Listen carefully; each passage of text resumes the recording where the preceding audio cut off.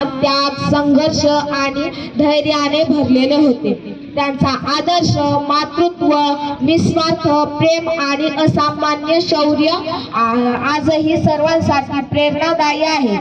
जिजाऊ यांना जिजामाता, जिजाऊ, राजमाता आणि महासाहेब अशा नावांनी पण संबोधित करतात। जिजाबाईंचा जन्म 12 जानेवारी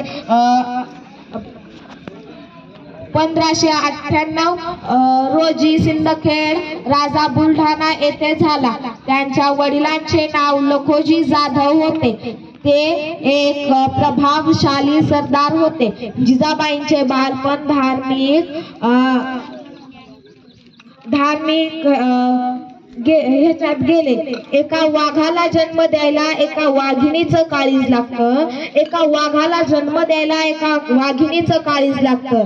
स्वराज्याची प्रेरणा तुम्ही, महाराष्ट्राची शान तुम्ही, स्वराज्याची प्रेरणा तुम्ही, महाराष्ट्राची शान तुम्ही। मुजरा तुम्हाला मानाचा, झुकवूनी माझी मान, मुजरा तुम्हाला मानाचा, झुकवूनी माझी मान। जय जिजाऊ।